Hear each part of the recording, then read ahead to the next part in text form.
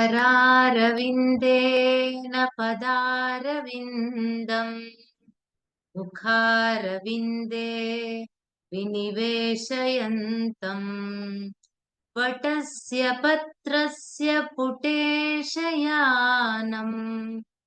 बालं मुकुन्दम् मनसा स्मरामि।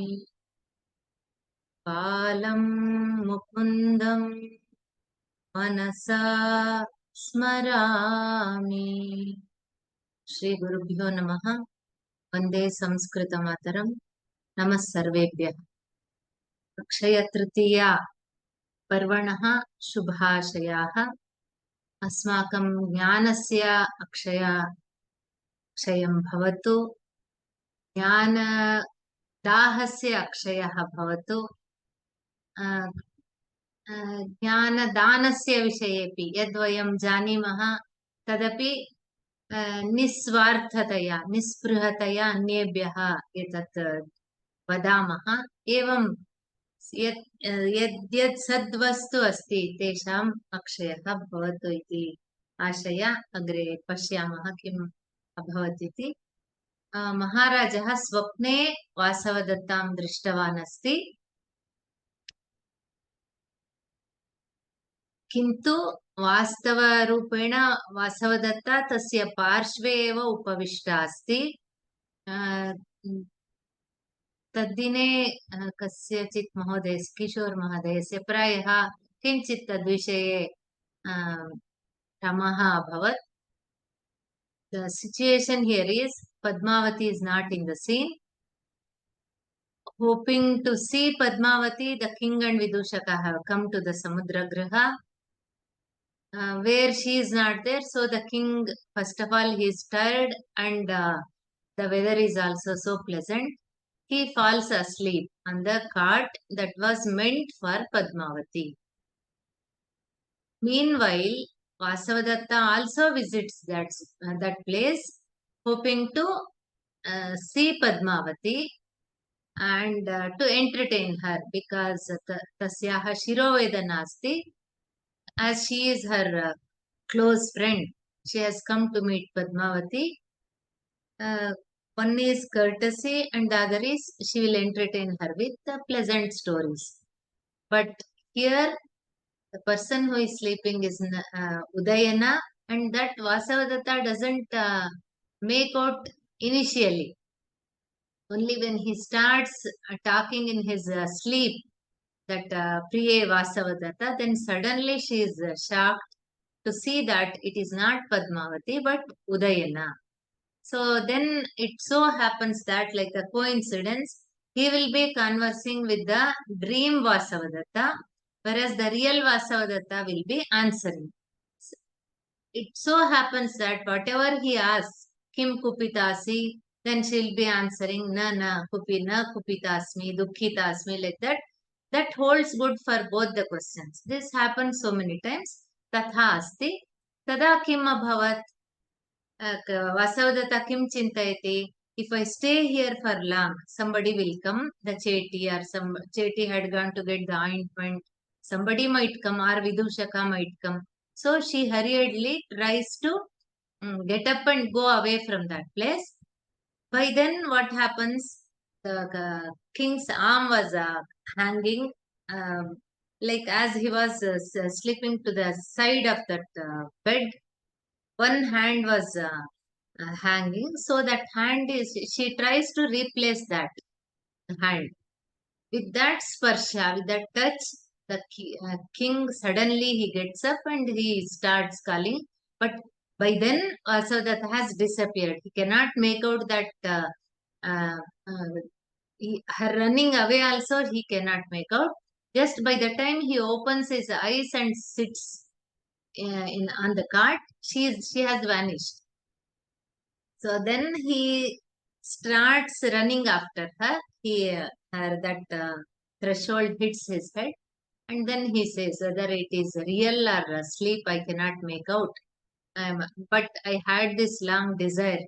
Tato vyaktam na janami bhutartho ayam manoratah. Ayam manoratah tasya abhilashaha भूतार्थं यत् घटितं वा न वा व्यक्तं न जानामि, स्पष्टतया अहं न जानामि इति वदति। तस्मिन् समये विदूषकः प्रविशति। सः प्रावारकं शैत्यमस्ति, अतः प्रावारकम् आनयामि इति सः गतवान् आसीत्। तदा सः आगच्छति, आगत्य पश्यति, अयि प्रतिबुद्धो अत्र भवान्। अत्र भवान् इत्युक्ते महाराजः, महान् पूज्यः। प्रतिबुद्धः, सः जागृतः, जागरितः, जागृतः, जागरितः, जागृतः इस् अलर्ट्, जागरितः अवेकन्, अवोक्। वयस्य प्रियमावेदये, हरते खलु वासवदत्ता। महाराजस्य अतीव किं त्वरा अस्ति, यतः सः वासवदत्तां दृष्टवान् अस्ति। अतः सः एषः यदा आगच्छति विदूषकः, तत्क्षणमेव सः वयस्य प्रियम् आवेदये, अहं किञ्चित् प्रियवार्तां कथयामि। धरते खलु वासवदत्ता। धरते इत्युक्ते अत्र प्राणैः अथवा प्राणान् धरते, शी is अलैव्. Even without mentioning prana, it means that she lives. सा जीविता अस्ति। अविधा वासवदत्ता, कुत्र वासवदत्ता? चिरात् खलु उपरता वासवदत्ता। सः पुनः वदति, अविधा बहुवारम् अस्मिन् नाटके आगतम् अस्ति। अविधा, अविहा उभयोः समान अर्थः। सः वदति, कथं वासवदत्तं द्रष्टुं शक्यते भवान्? कुत्र अस्ति वासवदत्ता? चिरात् खलु उपरता Vasavadatta.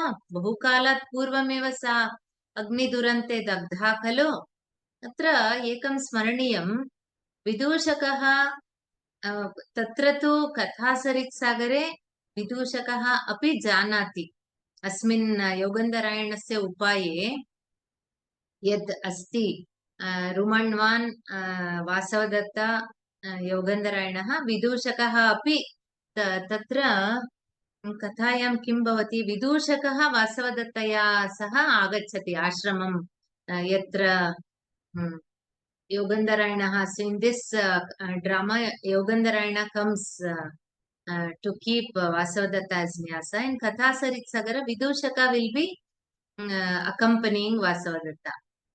But in Bhasa session, some modifications are made. We do not know whether Vidushaka knew that Vasavadatta is alive or whether he is pretending. Tad vayam na janimaha. Yatkimapi bhavatu. Kintu Vidushakaha punaha smarayati. चिरात् खलु उपरता वासवदत्ता, बहुकालात् पूर्वमेव सा मृता खलु। तदा राजा वदति, मा एवं, मैवं, मा एवं, पुनः द्विवारं वदति, न सा न मृता। शय्यायाम् अवसुप्तं मां बोधयित्वा सख्ये गता, दग्धेति ब्रुवता पूर्वं वञ्चितोऽस्मि रुमण्वता। शय्यायाम् अवसुप्तं मां बोधयित्वा सख्ये गता, दग्धेति ब्रुवता पूर्वं वञ्चितोऽस्मि रुमण्वता। एतस्मात् पूर्वम् अन्यदेकं श्लोकः अस्ति, किन्तु अत्र कुत्रापि न दृश्यते एषः श्लोकः। But this is found in Abhinavagupta's Lochana. Lochana is the commentary for Anandavardhana's Dhvanyaloka. Anandavardhana has written a Lakshana Grantha called Dhvanyaloka, and Dhvani is where a poem reveals so many meanings. That is Dhvani. So for that, this Kashmira Kavi Abhinavagupta has written a commentary called Lochana. And in that, he has given as an example this shloka, supposed to be from Swapna Vasavadatta. Kevalam patami. Atra tu kevalam atra Vasavadatta natake asti iti yad tatra ullekha kritaha tadartham patami. Svanchita pakshma kapatam nayanadvaram swarupatadena उद्घाट्य सा प्रविष्टा हृदयगृहं मे नृपतनुजा. स्वञ्चितपक्ष्मकपाटं नयनद्वारं स्वरूपताडेन उद्घाट्य सा प्रविष्टा हृदयगतं मे नृपतनुजा. So सः वदति, merely by the force of her beauty and form, the princess stormed into my heart home, Hridayagriham. That means she stormed into my heart,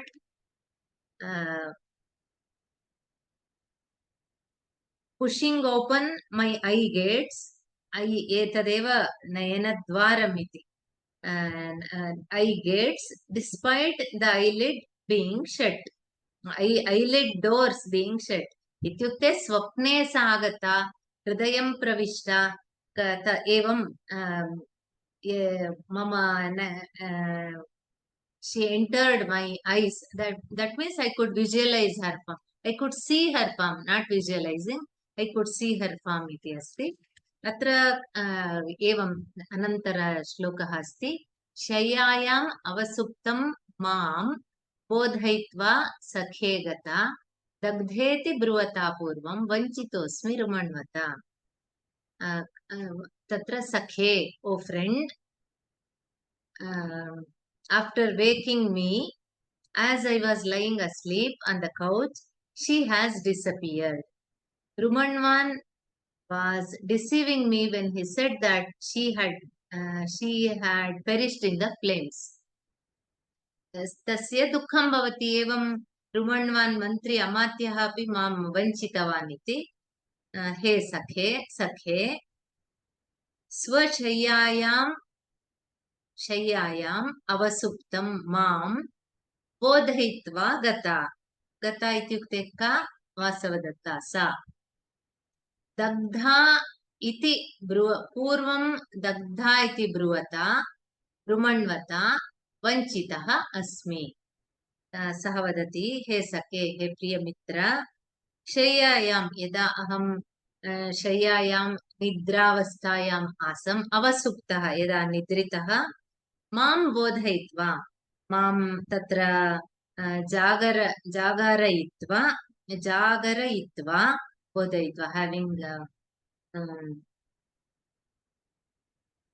after waking me up, जागरयित्वा गता, सा अस्मात् प्रदेशात् अन्यत्र गता, वासवदत्ता गता. दग्धा इति अग्निदुरन्ते भस्मीभूता इति ब्रुवता, वदता, रुमण्वता, मन्त्रिणा, पूर्वम् इत्युक्ते अहं प्रथमं वञ्चितः अस्मि. अहं सः वञ्चनं कृत्वा अथवा असत्यम् उक्त्वा माम् एवं वञ्चितवान्. वासवदत्ता दग्धा अथवा मृता इति सः वदति. एवं तस्य आशयः एवम् अस्ति. वासवदत्ता तु जीविता एव अस्ति.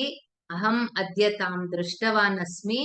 एषः रुमण्वान् एव केवलम् असत्यं वदति, असत्यम् उक्त्वा मां वञ्चितवान्. सः विदूषकः वदति. पुनः अविधा, तस्य अविधा इत्युक्ते अगेन् एन् एक्स्क्लमेटरी मार्क्, एक्स्क्लमेशन्, असम्भावनीयम् एतन्न. सः चतुरः. प्रथमं एवं वदति, न सा तु मृता इति वदति. अनन्तरम् असम्भावनीयम् एतन्न, this need not be impossible, or this might not be impossible. असम्भावनीयम् इत्युक्ते यत् न सम्भवति. सम्भवनीयम् इत्युक्ते that can be assumed. It is not that it need not have happened. इत्युक्ते एतदपि शक्यते, सत्यम् अपि भवितुं शक्यते. What you are telling might have happened. कथम्? उदकस्नानसङ्कीर्तनेन तत्र भवतीं चिन्तयता सा स्वप्ने दृष्टा भवेत्. सः कारणं वदति. This can be assumed. What you are telling, I was sleeping, Vasavadatta came, and this Rumanwan telling that Vasavadatta is dead, all is false, yada vadati. एषः वदति yes might be possible because उदकस्नानसङ्कीर्तनेन सः प्रथमं किं कृतवान् उज्जयिनी कथाम् आरब्धवान् तत्र स्नानगृहविषये तत्र अत्यन्त विशालस्नानगृहाणि सन्ति इति यत् कथा आरम्भं कृतवान् तदा किम् अभवत् महाराजस्य मनः उज्जयिनी प्रदेशम् उज्जयिनी राज्यमेव तस्य मनः गतं सः तदा एव वासवदत्ता विषये पुनः स्मृत्वा दुःखितः अभवत् तद् अनन्तरं किम् अभवत् ब्रह्मदत्ता काम्पिल्य इति एषः किमपि उक्तवान् तत्र केवलं पदद्वयेन एव कथा तत्रैव स्थगिता मनसि महाराजस्य मनसि पुनः उज्जयिनी विषयः वासवदत्ता एतत् सर्वं तदापि आसीत् शयनसमयेपि निद्रासमयेपि प्रायः स एव सुषुप्तावस्थायां यद् आसीत् तत् स्वप्ने पुनः तस्य स्वप्नरूपेण तद् आगतमस्ति इति एषः वदति उदकस्नानसङ्कीर्तनेन यद् अहं उदकसङ्कीर्तन इत्युक्ते by mentioning that उदकस्नानसङ्कीर्तनेन तत्र भवतीं चिन्तयता भवान् किं कृतवान् तदा तस्याः विषये एव चिन्तनं कृतवान् अतः सा इत्युक्ते वासवदत्ता स्वप्ने दृष्टा भवेत् नः स्वप्नावस्थायामपि तामेव प्रायः दृष्टवान् स्यात् पर्हाप्स् एवं मया स्वप्नो दृष्टः राजा पुनः तस्य भ्रमावस्था स्वप्नः वा जागृदवस्था वा वासवदत्ता सत्यम् अस्ति वा प्राणान् धरते वा किमपि सः न जानाति अतः विदूषकमेव पृच्छति एवं मया स्वप्नो दृष्टः यदि तावदयं स्वप्नो धन्यम् अप्रतिबोधनम् अथायं विभ्रमो वा स्यात् विभ्रमो ह्यस्तु मे चिरम् सः वदति यदि तावदयं स्वप्नः धन्यम् अप्रतिबोधनम् अथ अयं विभ्रमः वा स्यात् विभ्रमः हि अस्तु मे चिरम् एतत् सामान्यतया वयमपि वदामः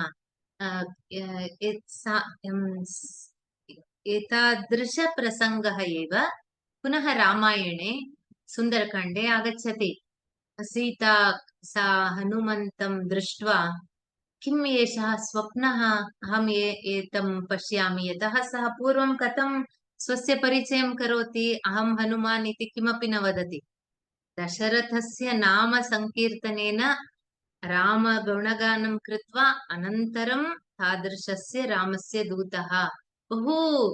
दूतः कथं भवेत् इति सुन्दरकाण्डं पठित्वा हनुमतः वाक्यानि श्रुत्वा वयं the ambassadors who go to other countries definitely they must read this and learn how a duta should behave how he should conduct himself what are his responsibilities very beautifully told तदा किं भवति सीता चिन्तयति किम् एषः स्वप्नः वा स्वप्ने कपिदर्शनं किमपि शकुनं ते ये वदन्ति एतत् दुःशकुनम् इति वदन्ति किम् एषः स्वप्नः वा कथं मम निद्रा एव नास्ति कथं स्वप्नं पश्यामि एवं सा स्वमनसि चिन्तयति तथा अत्रापि उदयनः चिन्तयति यदि तावदयं स्वप्नः if that is a dream would that had not been awakened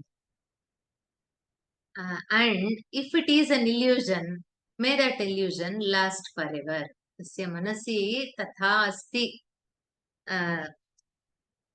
तावदयं स्वप्नः यदि अप्रतिबोधनं धन्यम् अप्रतिबोधनम् अस्ति अप्रतिबोधनं धन्यम् अथ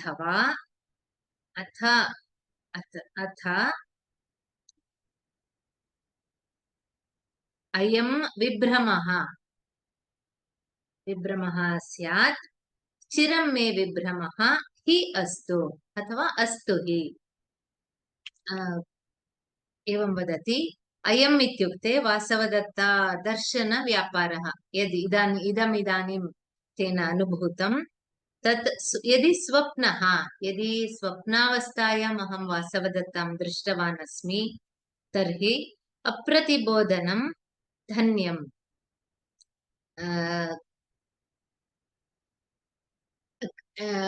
इत्युक्ते जागरणभावः वा भवतु स्वप्नं वा भवतु अहम् आत्मानं धन्यं मन्ये। I have been for some moment I was happy that I saw her.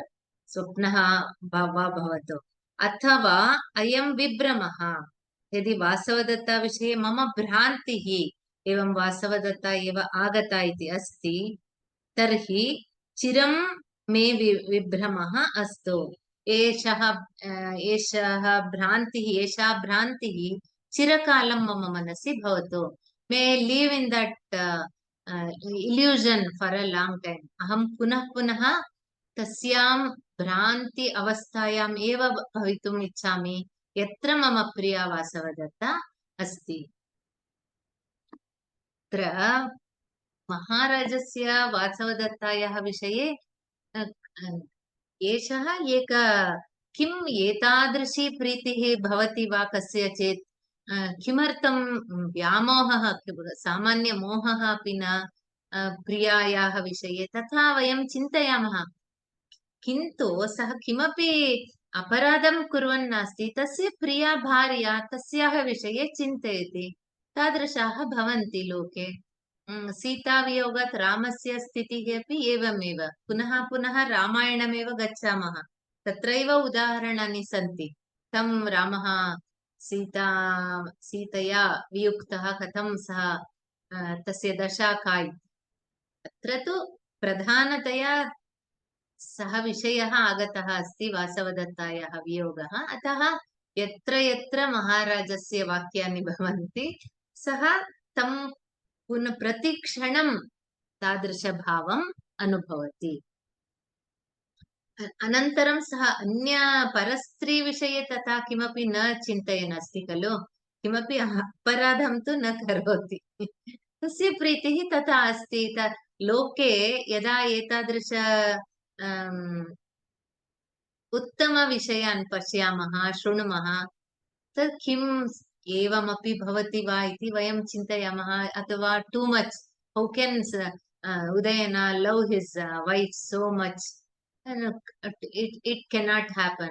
तत्र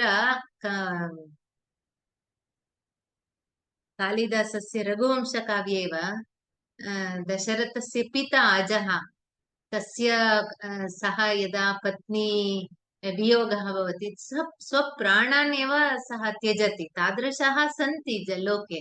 अतः अत्रापि अस्माकं नायकः उदयनः तादृशः नायकः। विदूषकः वदति भो वयस्य एतस्मिन् नगरे अवन्तिसुन्दरी नाम यक्षी प्रतिवसति सा त्वया दृष्टा भवेत्। पूर्वमेव उक्तवती विदूषकः जानाति वा न वा एतद् अस्माकं किं भासः has left it to us. If you want you think that Vidushaka is pretending, otherwise Vidushaka is innocent. मुग्धः वा सर्वं ज्ञात्वापि एवं अज्ञानं नटति इति वा तद् भवतः इच्छा किन्तु एषः तु एवं वदति भो वयस्य एतस्मिन् नगरे इत्युक्ते अत्र मगधदेशे अवन्तिसुन्दरी नाम यक्षी प्रतिवसति। यक्षी is some sort of fairy, usually यक्ष किन्नर गन्धर्व तादृश जनाः भवन्ति। यत्र तावदेव some sort of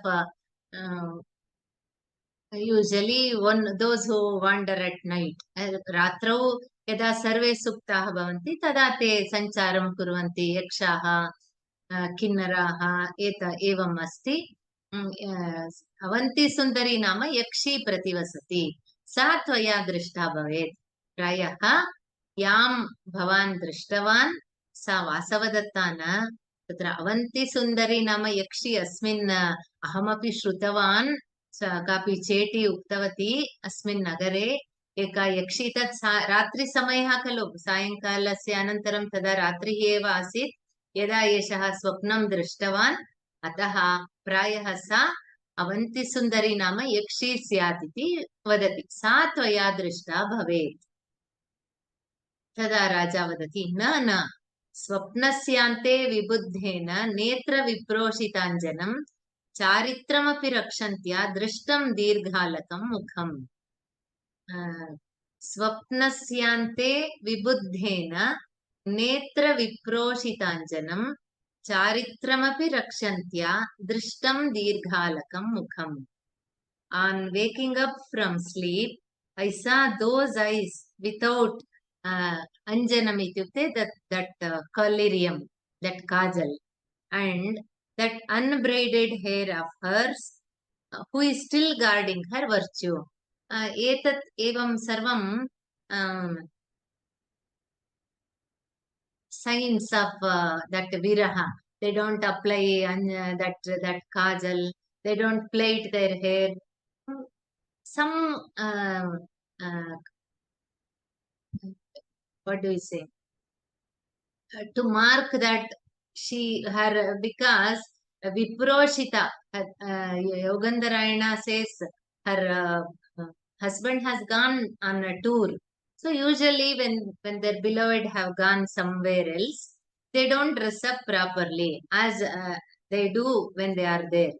So एषः वदति स्वप्नस्य अन्ते यदा स्वप्नस्य अवसानकाले when I was about to wake up स्वप्नस्य अन्ते विबुद्धेन यदा अहं जागरूकः अभवं तदा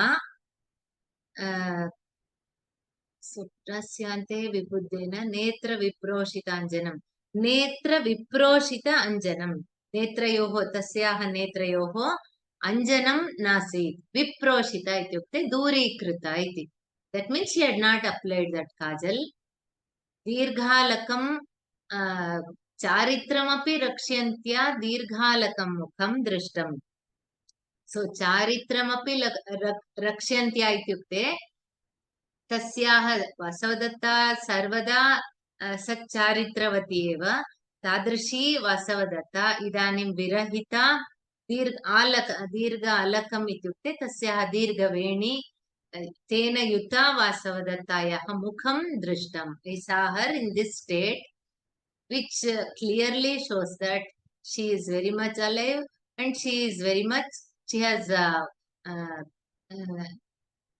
and very chaste also. दृष्टम् इत्युक्ते तत्र साक्षात्कृतम् इति तत्र तस्याः वेणीबन्धः अनन्तरम् अञ्जनरहितनेत्रम् एतत् सर्वं तस्याः किं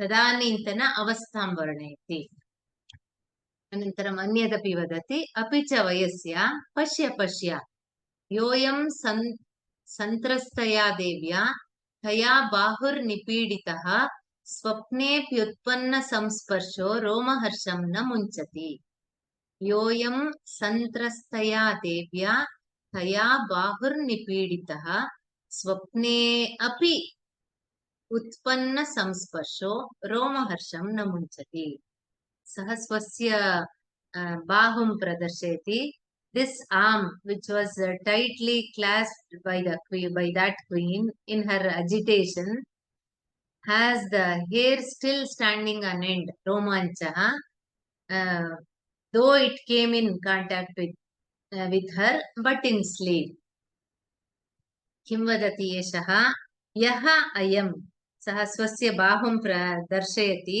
सन्त्रस्तया सा अत्यन्त भयभीता आसीत् सन्त्रस्तया तया देव्या by that Vasavadatta who was very much frightened तया देव्या अयं बाहुः एषः बाहुः निपीडितः इत्युक्ते it was pressed in the sense she held her hand and she just lifted it up and put it on his put it on the other hand. तथा कृतः अन्य अथवा शयने आरोपितः. It was put back to place. Nipiditah, not that much of this thing, but mainly she was agitated, and by her my arm was held. स्वप्ने अपि उत्पन्न संस्पर्शः. एषः स्वप्ने उत्पन्न संस्पर्शः. यदि एषः संस्पर्शः, द टच, स्वप्ने उत्पन्नः, दो इट हैज हैपेंड इन स्वप्न, दो यद्यपि एतत् स्वप्नावस्थायां सञ्जातः स्पर्शः, तथापि रोमहर्षं न मुञ्चति. रोमहर्ष इत्युक्ते यदा किमपि वयम् आश्चर्यम् अद्भुतं पश्यामः तदा रोंगटे खड़े हो जाते हैं, तदा रोमाञ्चः. कन्नड भाषया सामान्यतया संस्कृते यद् वदामः तदेव. इत्युक्ते रोमः अंचति, तद् they stand, the hair stands when you are thrilled or even in fear. Usually विस्मयः, आश्चर्यं यदा भवति अथवा अत्यधिक सन्तोषः यदा भवति तथा भवति. सः तद् दर्शयति विदूषकं, पश्य मम बाहु यत् सा स्पृष्टवती, अत्र पुनः इदानीमपि रोमहर्षः अस्ति, न मुञ्चति, इदानीमपि अस्ति इति तद् दर्शयति विदूषकः. सः किम् एषः महाराजः एवं हास्यास्पदं किमपि प्रलापं कुरुते इति सः चिन्तयति. मे इदानीं भवान् अनर्थं चिन्तयित्वा, मा इदानीं भवान् अनर्थं चिन्तयित्वा. इत्युक्ते सः वदति, don't make a fool of yourself. मा इदानीं भवान् अनर्थं चिन्तयित्वा. किमपि किमपि एवं प्रलपन् अस्ति, मास्तु एतत्. एतु भवान् चतुश्शालं प्रविशावः. तस्य अन्य कार्यमपि अस्ति. केवलम् अत्र समुद्रगृहके वासवदत्ता प्रतीक्षा पद्मावत्याः प्रतीक्षा कृता, किन्तु सा न आगतवती. अस्तु, भवतः अन्य कार्यमस्ति, चतुश्शालं प्रविशावः. वयम् अन्तः तत्र chatushshala is the court, that inner courts of that palace. यत्र किमपि यदा मुख्य कार्यं यदा भवति तत्र चतुश्शालस्य प्रवेशः तैः क्रियते. पूर्वमपि when he was talking with Padmavati, that Cheti came and she reminded him of his meeting that Magadha king. तथा एषः विदूषकः त्वरयति, तत्र गच्छामः, पर्याप्तं, भवतः एतत् स्वप्नविषयस्य पुनः पुनः चर्चा मास्तु, तत्र गच्छावः इति वदति. प्रविश्य उभावपि ततः गच्छतः तत्र चतुश्शालं प्रविशतः. प्रायः तत्र अन्ये सर्वे, मगधराजः अन्ये अपि प्रायः किमपि मन्त्रालोचनार्थं तत्र आगताः. काञ्चुकीयः यदा एषः प्रविशति सः वदति, जयतु आर्यपुत्रः, जयतु आर्यपुत्रः. आर्यपुत्र महाराजाय जय जय घोषं करोति. अस्माकं महाराजो दर्शको भवन्तमाह. एषः काञ्चुकीयः वदति तत्र, अस्माकं महाराजः दर्शकः भवन्तम् आह. सः न तत्र मन्त्रालोचनं किमपि नास्ति, सः तस्य सन्देशं श्रावयति. he just tells what Magadha had sent word. एष खलु भवतः अमात्यः रुमण्वान् महता बलसमुदयेन उपयातः खलु आरुणिम् अभिघातयितुं, तथा हस्त्यश्वरथपदातीनि मामकानि विजयाङ्गानि सन्नद्धानि, तदुत्तिष्ठतु भवान्. एषः मगधराजस्य सन्देशः. किम् इति पश्यामः.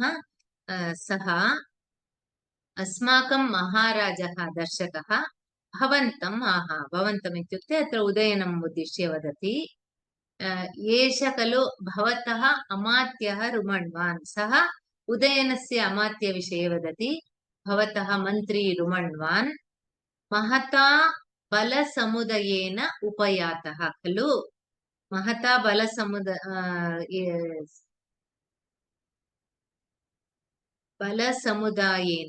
सैन्यसमूहेन सह रुमण्वान् प्रस्थितः यातः इत्युक्ते उपयातः इत्युक्ते सः प्रस्थितः अनन्तरं सः अन्यदपि वदति किमर्थम् उपयातः आरुणिम् अभिघातयितुम् एषः this Aruni was supposed to be a cousin of Udayana who had attacked and cheated him earlier. So he is a competitor and also a rival. Arunim abhighataitum tasya tam parajetum अथवा हननं कर्तुं यत्किमपि भवति सः प्रस्थितः he has already started अनन्तरं तथैव हस्ति अश्व रथ पदातीनि the four types of this thing hasti is elephant ashwa horse ratha chariots padati that people on foot infantry मामकानि विजयाङ्गानि इत्युक्ते मम समस्तसैन्यमपि विजयाङ्गानि यत्र विजये कारणीभूतानि मम सैन्यस्य सर्वविधेन मम सैन्यं सिद्धं सन्नद्धानि सर्वम् एतत् सिद्धमस्ति तदुत्तिष्ठतु भवान् इति उत्तिष्ठतु इत्युक्ते भवान् अपि सज्जः भवतु तत्र युद्धं कर्तुं तत्र रात्रौ इति न केवलम् एतां वार्तां श्रावयति सः काञ्चकीयः आक्रमणं कर्तुं सर्वविधसिद्धताः कृताः अतः भवान् अपि सिद्धः भवतु अपि च भिन्नास्ते रिपवो श्लोकः अत्र भिन्नास्ते रिपवो भवद्गुणरताः पौराः समाश्वासिताः पार्ष्णीं यापि भवत् प्रयाणसमये तस्या विधानं कृतं यद्यत् साध्यमरिप्रमाथजननं तत्तन्मयानुष्ठितं तीर्णा चापि बलैर्नदी त्रिपथगा वत्साश्च हस्ते तव भिन्नास्ते रिपवः भवद्गुणरताः पौराः समाश्वासिताः पार्ष्णीं या अपि भवत् प्रयाणसमये तस्याः विधानं कृतं यत् साध्यम् अरिप्रमाथजननं तत् मया अनुष्ठितं तीर्णा च अपि बलैः नदी त्रिपथगा वत्साः च हस्ते तव रिपवः भिन्नाः ते रिपवः भिन्नाः your enemies have been divided तत्र in राजतन्त्रे द्वैधीभाव to win what are the strategies it is told so your enemies have been divided भवद् गुणरताः पौराः समाश्वासिताः your and the people that means the subjects your subjects our confidence has been restored among your subjects who are still truthful to you भवद् गुणरताः पौराः समाश्वासिताः and then पार्ष्णीमपि भवत् प्रयाणसमये तस्याः विधानं कृतम् precautions have been taken for your guarding of the rear during the march यद्यत् साध्यम् अरिप्रमाथजननं तत्तत् मया अनुष्ठितम् all that is possible to do for the demolition of the enemy has been accomplished by me तीर्णा चापि बलैर्नदी त्रिपतगा वत्साश्च हस्ते तव. Our forces have been they have crossed the river Ganges, Ganga, and the land of the Vatsa is in your hands. Vatsaha tava haste. सः वदति, हे राजन्, मगधस्य सन्देशः, ते रिपवः भिन्नाः. पूर्वमेव उक्तवती, ते रिपवः भिन्नाः, तव शत्रवः भिन्नाः, भेदेन ते, इत्युक्ते तयोः मध्ये परस्पर भेदः, विचारभेदः, अभिप्रायभेदः जातः, येन पुनः ते अपि भवतः रिपोः रिपवः, they have become your shatrus shatru. That means they will join you. नानाविधैः उपायैः एषः कृतः. भवद्गुणरताः, ये पूर्वमपि ये पौराः भवद्गुणरताः, वत्सदेशे ये जनाः अथवा याः प्रजाः सन्ति ते पूर्वमेव भवद्विषये अनुरक्ताः एव, यतः भवान् प्रजावत्सलः. इदानीं तादृशाः समाश्वासिताः, इत्युक्ते तेषामपि मनसि आश्वासनं,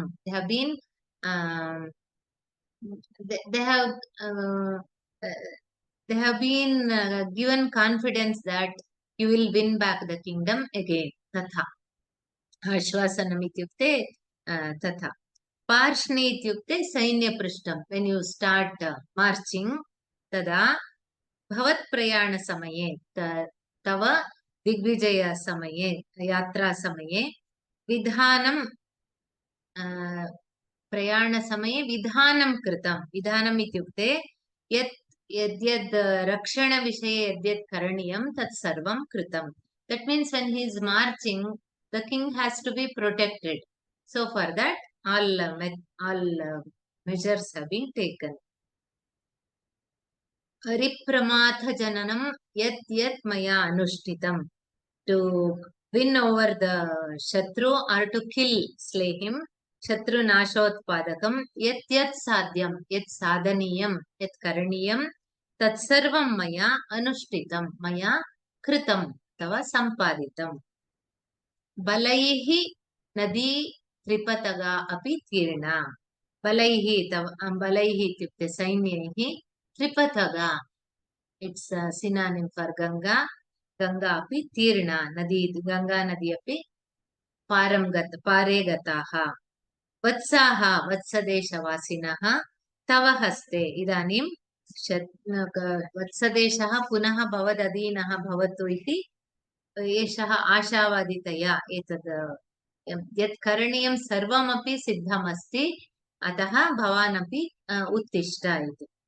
तत्र शार्दूलविक्रीडितं, यत्र यत्र बहु दीर्घविवरणं भवति तत्र शार्दूलविक्रीडितम् अत्यन्त योग्यछन्दः. उत्थाय बाढं, सः झटिति स्मरति स्वस्य लक्ष्यम्, अनन्तरं स्वस्य दायित्वं, रेस्पान्सिबिलिटी, कर्तव्यमपि स्मरति. अयमिदानीम्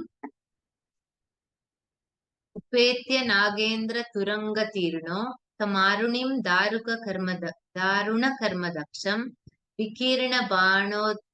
विकीर्णबाणोग्र तरङ्गभङ्गे महार्णवाभे युधि नाशयामि. सः अपि एवं शपथं करोति, अत्यन्त आवेशेन उत्तिष्ठति. उपेत्य Nagendra तुरङ्गतीर्णे तमारुणिं दारुणकर्मदक्षं विकीर्णबाणोग्र तरङ्गभङ्गे महार्णवाभे युधि नाशयामि. I shall assail that Aruni, adept in mistake,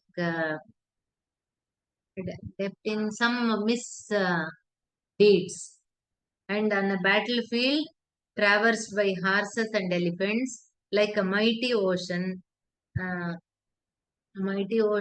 having for its furious scatter of arrows, I shall crush my enemy. Mainly एषः वदति, I will by using this Hasti Sainya, Gaja Sainya and Ashwa Sainya, Aham tad Arunim Daruna Karma Daksha Saha Bahu Vidaya Vanchanaihi has done so many misdeeds. So I will just crush him. Evam Vadati. Nagendra Turanga Tirne Vikirna Banogra Taranga Bhange महार्णवाभे उपेत्य नागेन्द्र तुरंगतीर्णे तम आरुणिम युधि नाशयामि. नागेन्द्र इत्युक्ते हस्तिनः अथवा गजाः. तुरंग इत्युक्ते अश्वः. तुरंगतीर्णे इत्युक्ते तैः, when with that I cross over. विकीर्ण बाणोग्र तरंग भंगे, सर्वत्र बाणाः. युद्धम् इत्युक्ते किं तदा, and also this archery, how in those that has been written thousands of years ago, how India was so great in archery. तद् रामायणकालादपि अस्ति. धनुर्वेद was one of the Upaveda. So archery in India had its own, that greatness of archery we come across in Ramayana. Rama's Kodanda. Rama means immediately we see his in his hand that bow and arrow. Anantaram Mahabharata kale punah Dhanurvidyayaः तत्र गदायुद्धस्यापि आसीत्. किन्तु प्रधानतया अर्जुनस्यापि तथा धनुर्विद्या निपुणः एव. एवं युद्धम् इत्युक्ते सर्वत्र बाणाः विकीर्णाः, scattered. ग्रतरङ्गभङ्गे, when that Maharnava, it's an ocean of these enemies and these the fighting people. With that बाणाः यत्र तस्मिन् समुद्रे रणरङ्गे यत्र बाणाः विकीर्णाः, यत्र अत्र तत्र यदा ते पतित्वा दृश्यन्ते, तादृशे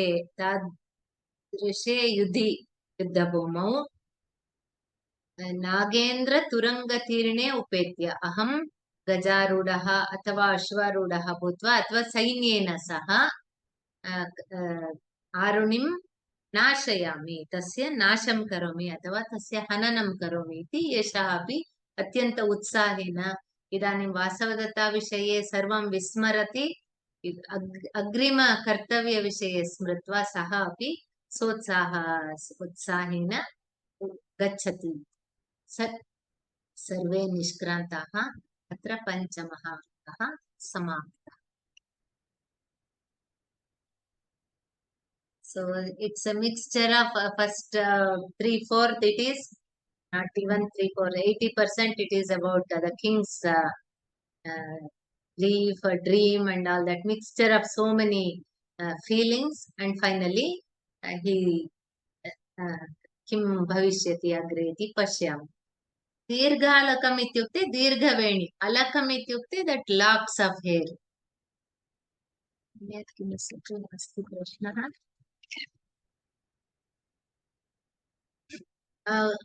पार्ष्णिम् इत्युक्ते सेना पृष्ठम् इत्युक्ते when they start to go to the battlefield, sides, back, from everywhere the king has to be protected. That is Parshni. Sides. Taranga Bhanga.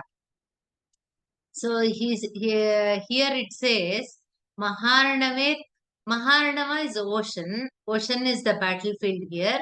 Tatra Taranga Bhanga. Taranga is the waves actually.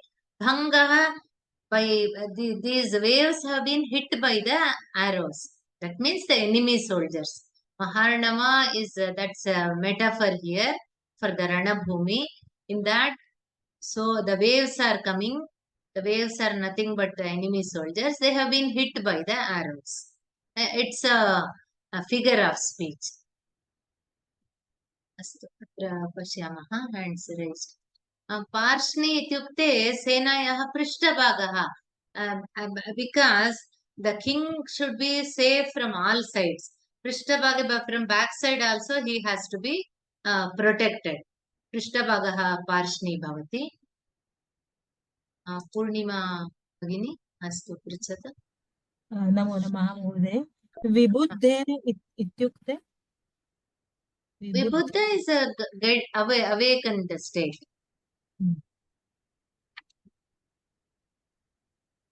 चतुश्शालम् इत्युक्ते Chatushala is the inner court in the palace. Because they were in Samudra Graha, they had to go to that where they were made to stay. So the inner part of the palace. Maharnava, you said ocean. Arnava is ocean. Maharnava, big ocean.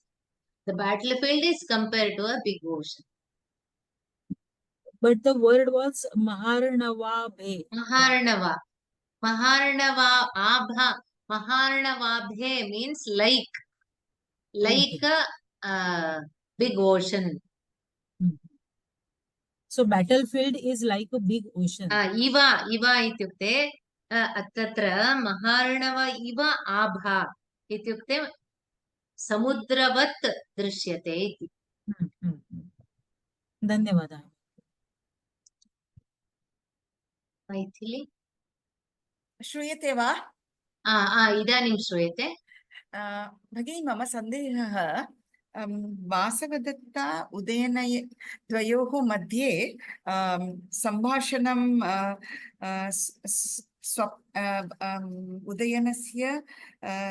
उदयनः स्वप्ने वासवदत्तया सह सम्भाषणं करोति.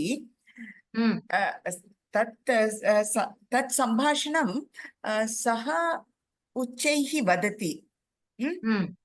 अपि च वासवदत्ता तस्य वचनं श्रुत्वा सा उत्तरं ददाति. अस्तु, उदयन वासवदत्तायाः वचनं श्रुत्वा पुनः सः वदति वा, एवं भवति वा? तद् किम् इत्युक्ते सः स्वप्ने किमपि पश्यन् अस्ति. सः एवं पृच्छति, किं कुपितः इति वासवदत्तां दृष्ट्वा सः न पृच्छति. प्रायः स्वप्ने किमपि सः विरचिकां पृच्छति, एवं भवति खलु. स्वप्ने सः वासवदत्तां दृष्टवान् अस्ति, तया सह सम्भाषणं करोति. तत् कथं भवति इत्युक्ते लैक् अ कोइन्सिडेन्स्. सः यत् प्रश्नं पृच्छति तस्य उत्तरं यदा एषा वदति, स्वप्नवासवदत्तया सः यत् सम्भाषणं करोति तस्य प्रत्युत्तरमिव भाति. Like you have to imagine that. Okay. It seems a bit unrealistic. That's why my doubt. Why is it unrealistic? No, because he's talking to the Vasavdatta in the dream, but the actual Vasavdatta is replying to what he's saying. And moreover, we do not know what he is dreaming. That also we do not know. That is what we don't know. Yes. So her answer need not be very, very correct. Okay. Who is there to answer all this? Udayana has to answer, but he is dreaming. If we ask Vasavadatta, she is answering only to the king's whatever he is blabbering, whether it is dream only. He is not awake. So she is answering something. If that holds good in his dream with dream Vasavadatta, fine. Otherwise, he is asking something, she is answering. That's all. We need not take that too seriously, whether it was the same question, whether it was the same answer. Because she does not know what he is dreaming. Okay. Yes. The dream is only in his mind. Okay. Dhanyawad, Bhagini. Purnima. This word Vatsaha. वत्साः इत्युक्ते वत्सदेशस्य प्रजाः वत्सदेशवासिनः. हा, But वासिनः if we want to use it in general talking, this word vatsaha, can Vatsa we? means son or even calf, karu. Ah, so we can use this like for the in the other context. Yes, but here Vatsaha means it is Yeah, here Vatsadeshasya. I understand it's I'm just asking in case we are using this word in an other for meaning like Context. children or वत्सः Can we use इति that? वक्तुं शक्यते Ah. अत्रापि even here it can be Hmm. Vatsadesh प्रजाः प्रजाः nothing but praja vatsala, we use the word vatsala. Vatsala is that the affection that a cow Affection. showers towards its calf. By Okay, that the word has come vatsala, vatsala, vatsalya. They have come from that. They say the cow, it licks the body of the calf. The moment it is born, correct. completely from that face to that till the tail or legs, it licks Yeah. and that gives strength. So just the same this thing is compared to a mother's affection. So vatsa is mainly calf. Because of that it is used for subjects also. So vatsaha ityukte it can be tatra prajaha ityapi bhavati. Prajaha eva putraha maharajasya. Sarvam tata. One leads to the other. Okay, Or here literally it can be vatsadeshasya praja. Praja. Astu Bhagini. So next week we will start the 6th act, final this thing, act.